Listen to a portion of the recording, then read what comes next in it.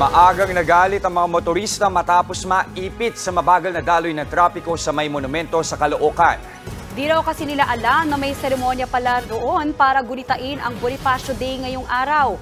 Live mula sa Caloocan, nasa frontline ng balitang yan, si Dave Abuel. Dave, paano ba ginunita ang Bonifacio Day dyan? Jess, katatapos lang ng paggunita ng Bonifacio Day dito sa monumento sa Caloocan ngayong araw. Ilang motorista naman ang naipit sa matinding traffic dahil sa mga sinarang kalsada malapit sa monumento. Alas 8 ng umaga nang magsimula ang paggunita ng ika-160 kapanganakan ni Gat Andres Bonifacio ngayong araw dito sa monumento. Nagkaroon ng maikling programa kung saan dumalo si Caloocan Mayor Along Malapitan.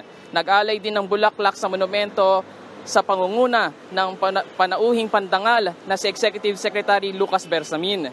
Ginunita ang kabayanihan at pagmamahal sa bayan ni Bonifacio na dapat daw tularan ng ating mga kababayan. Samantala, nagdulot ng pagbigat sa daloy ng trapiko ang pagsasara ng ilang kalsada malapit sa monumento. Ang ilan sa mga motorista hindi raw alam na may mga isasarang kalsada kaya hindi nakadaan sa mga alternatibong ruta. Umalma rin ang ilang commuter na napilitang maglakad ng malayo dahil nga sa mga isinarang daan.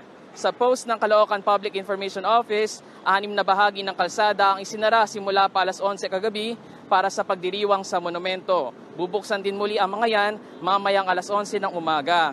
May inilatag namang alternatibong ruta ang lokal na pamahalaan ng Caloocan. Kung manggagaling kayong Rizal Avenue pa EDSA, pwedeng kumanan sa 10th Avenue, kaliwa sa Biserano at kanan sa EDSA. Kung kayo naman ay nasa EDSA at papuntang MacArthur, kanan sa General Simon, kaliwa sa Kali 1 at Kali 4, saka kanan sa MacArthur.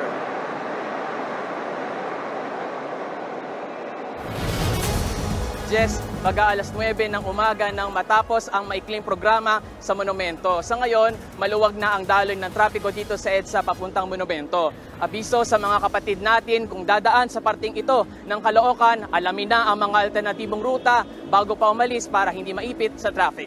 Jess, Maui. Maraming salamat sa updates at sa paalala. Muli nag-uulat mula sa Caloocan, Dave Abuel. Mga kapatid, Lucy Cruz Valdez po, maging maalam at may pakialam sa mga napapanahong balita sa bansa. Tumutok at mag-subscribe sa News 5 social media pages.